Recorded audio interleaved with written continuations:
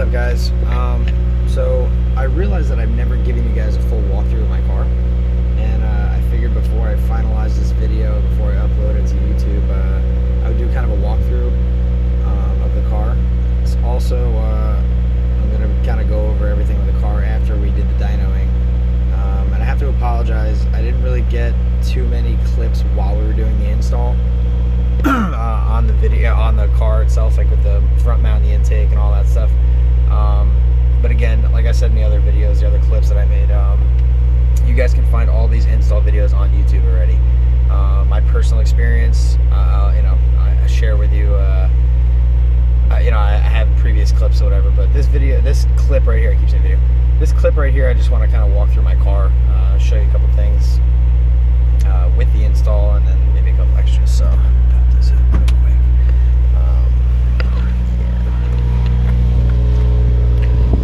So, car's warming up right now. Kind of dirty, so I apologize. Grimmspeed intake. Maybe get rid of the C. Fortunato coilovers, strut bar. In the back here.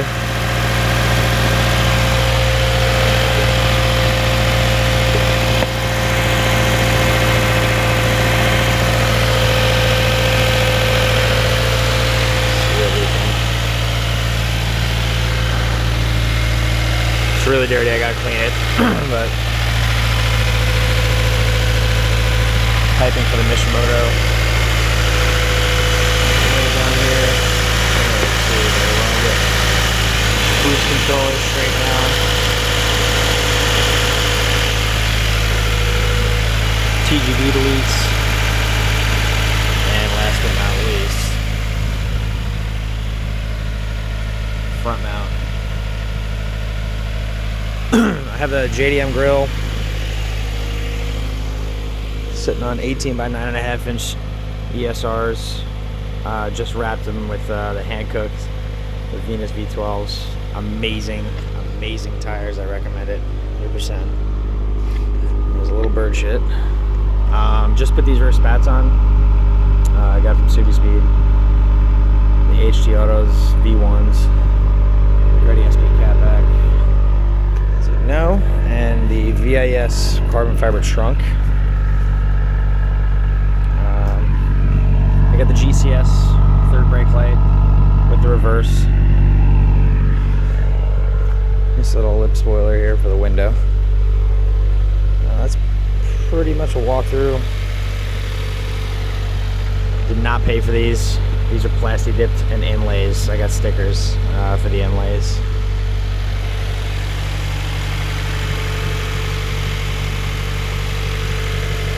So that's pretty much it under there.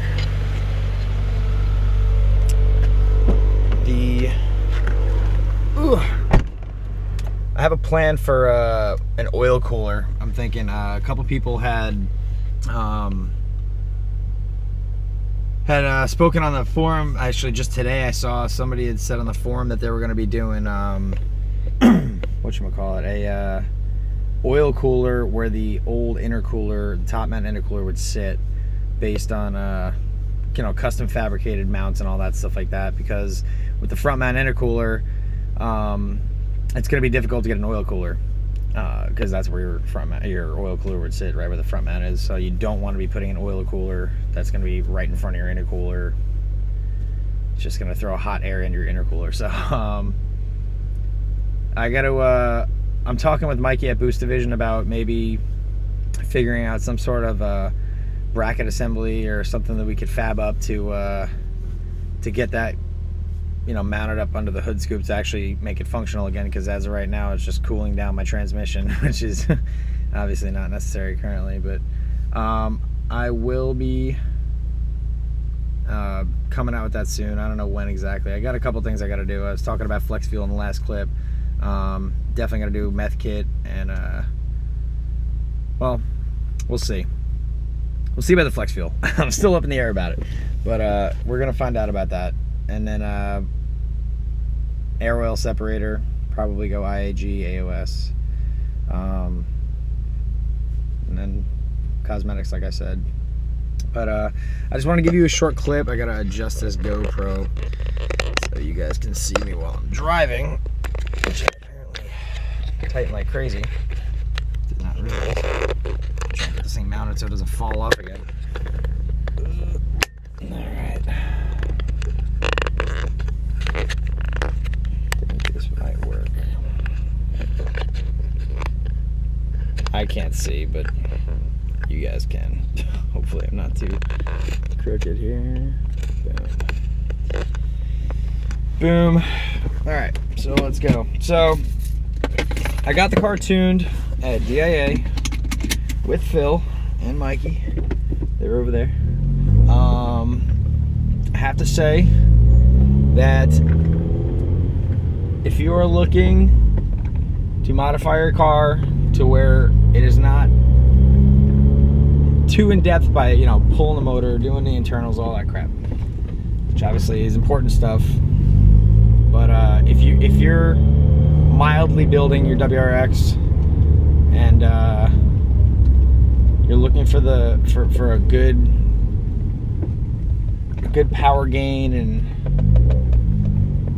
you don't want to get too crazy with it, you should definitely invest in this stuff. I'm telling you right now, TGV, GR Delete, boost controller, intake, full exhaust, and a front mount is definitely what I would recommend for now.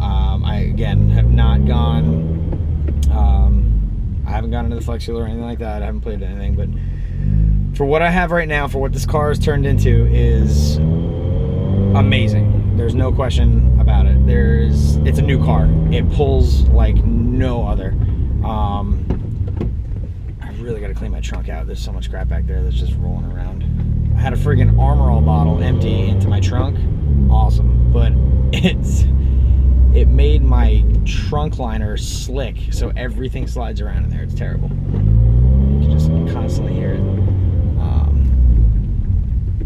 It's like 30,000 speed bumps in my complex over here. So.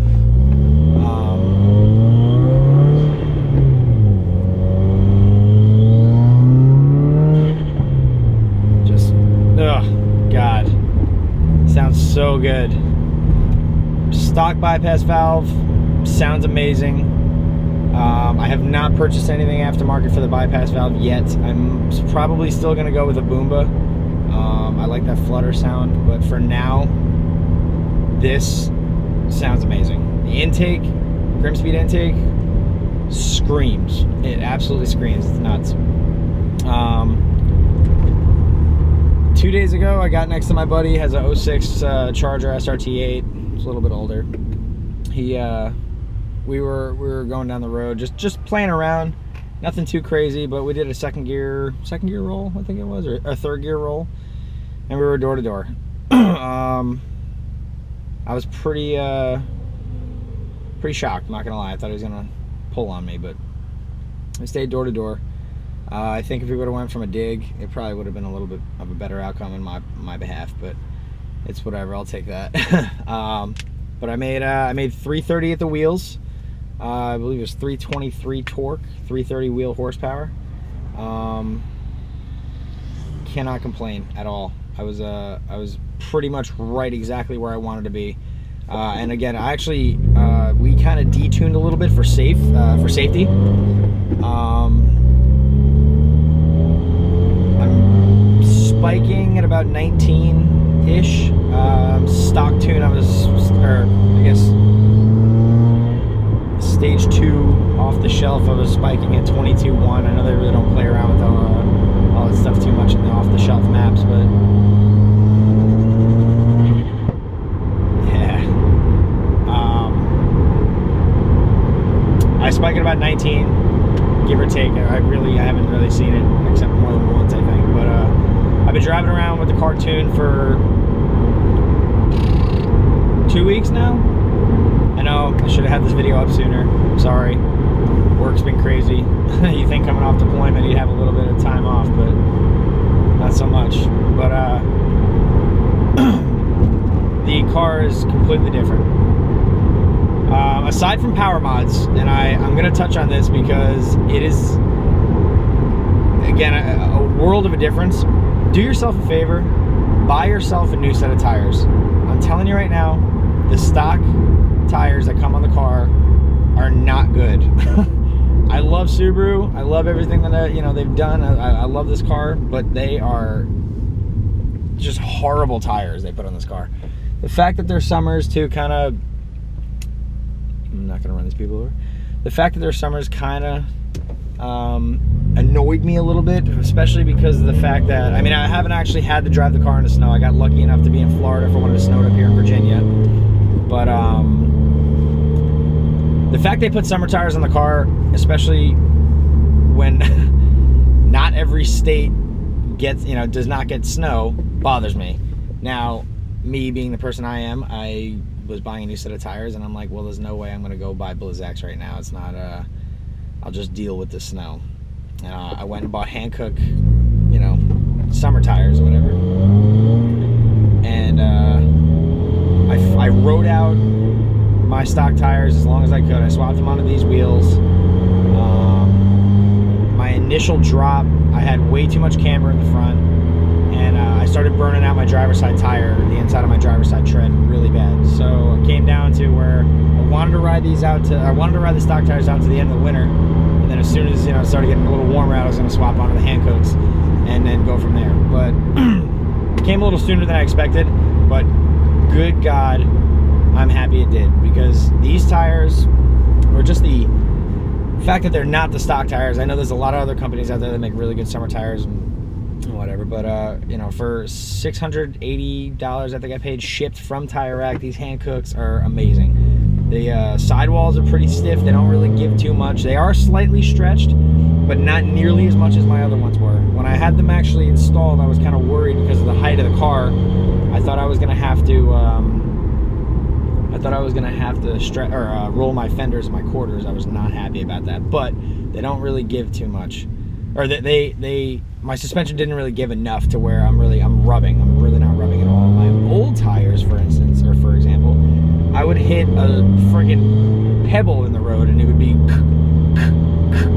on everything, and it was just annoying as hell. So go get yourself a new set of tires, for the love of God. You will thank me later. So anyway, you can, I'm sure, hear that intake. It's amazing. Car is night and day now, I swear. The beginning of my build, if you will, was the access port, and I told you right then and there that the car was totally different with the power band. After a Pro Tune, after the bolt-ons, the car is, again, completely different. I absolutely love everything about Subaru's. Let me back up. Absolutely love everything that this car has turned into with these modifications. You could take these modifications, put them on another car, and not really get the same feedback you would. You might, depending on what kind of car it is, but the feel of this car, the way it is, it's just second to none. It's amazing. So I guess this is my review. The Mishimoto front mount was not too bad. The ending result, the bumper didn't really want to go on at all. We kind of had to finesse it on there, and we ended up getting it on. The intake, easy day. TGV deletes was a breeze. There was nothing. Literally in and out in like 10 minutes, done. Bolts torqued down and everything. They look good. Once you get that intake box out of there, you can really see them. Really, it's nice. So EGR delete, not too bad. Definitely a little more time consuming than the TGVs. Electronic boost controller, my recommendation if you are new to modifications of any kind, watch the video entirely. Last Human's Garage has a really good review, or a really good install video on it. And or if you have someone that's knowledgeable on boost controllers, go ahead and give them a call and have them come over to help you out, because you do not want to mess that up. Make sure you tighten all your couplings on your front mount. I learned that the hard way. Forgot a T-bolt clamp, put it on the dyno, couldn't make more than 6 pounds for like 3 pulls. Couldn't figure out why. We smoked it, figured out that one of the T-bolt clamps was loose, and that was it. Phil at DIA, he stayed late for me, good guy. Mikey was there the whole time. It was just a really good experience. So I will cut this for now. It's already a long video. I hope everything that I'm giving you guys is worth it. You know, worth the watch. I know they're longer videos, and you don't really want to see all this extra crap. You just want the, you know, the nitty-gritty details. But personally, I like hearing the personal feedback. I like hearing the hands-on, you know, people that have actually done it all, and people's reviews and all that crap. Because you can go to any dealer, anybody selling anything, and they'll tell you the best of the best. This is all. There's nothing wrong with this. It's never gonna, you know, you're not gonna have any issues. You're not gonna have to fab anything. You're not gonna do this or that. It's a bunch, you know, it's a sales pitch. When you actually listen to someone who's got their hands dirty on it, and they've you know, broke a few knuckles over it and installed it and did it all, that's what I like to hear. So I hope this helps. And if you guys, again, I got a bunch of feedback from my last video on the exhaust. I know that's like a hot topic for a lot of people because it's the initial modifications that people usually do. For you guys that have already gotten there and you guys are moving on to the next stuff, and you guys are curious about what's going on with this, or you're not sure what to do next, you know, comment, and I'll give you everything I can on the build. And if you guys are looking for parts, Mikey at Boost Division, he's distributing now. He's got everything online. Boost Division's really coming up, and I keep mentioning Boost Division. I'll tell you what, the knowledge that's within this company that's coming up right now is ridiculous. They have, you know, Mikey has a history with the Evo community and just in general the racing community all up and down the Eastern Seaboard. Everybody, especially in the Evo community, knows who Mikey is. Mikey at Spec Ops is where he used to be, but you know, new business. So very well known. He's got his vendors set up, and he's ready to. We're pushing to get this thing going. So if you guys need anything,